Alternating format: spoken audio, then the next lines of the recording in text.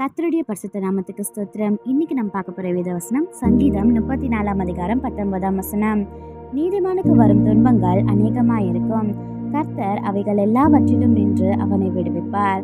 The righteous person may have many troubles, but the Lord delivers him from them all. Psalm 34:19. இது நம்ம ஒரு சின்ன கதையா பார்த்துடலாமா? ஒரு சிறிய காட்டுல அரண்ற ஒரு சிறிய நரி வாழ்ந்து வந்ததா. அது ரொம்பவே நல்ல நரியா இருந்ததா.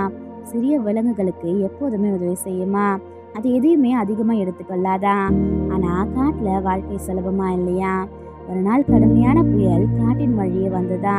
மரங்கள் விழுந்ததா, நதிகள் புரண்டோடிச்சா, பல விலங்குகள் சிக்கி தவிச்சுதா.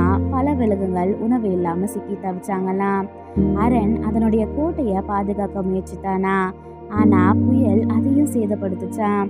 அவன் ரொம்பவே பயந்தானா, கவலைப்பட்டானா. இவ்வளோ பிரச்சனைகளை அவன் எப்படி எதிர்கொள்ள போறான்னு சொல்லிட்டு அவன் நம்பிக்கை இழக்காம தேவனை நோக்கி பிரார்த்தனை செய்தானா. ஆச்சரியமா ஒரு அனுபவமுள்ள குழுல இருந்த நரிகள் வந்தாங்களாம். அவர்கள் அரணுக்கு கோட்டையை சீரமைக்க உதவி செஞ்சாங்களாம். அது மட்டும் இல்லாம உணவு இருக்கிற இடத்தையும் காமிச்சாங்களா.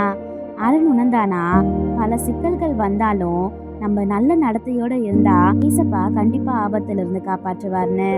நம்மளோட வாழ்க்கையிலயும் பல சிக்கல்கள் வந்தாலும் நம்ம நல்லவரா வாழும்போது கர்த்தர் எல்லா ஆபத்துகளிலிருந்தும் நம்மளை காப்பாற்றி நம்மளுக்கு உதவி செய்வார். ஆமென்.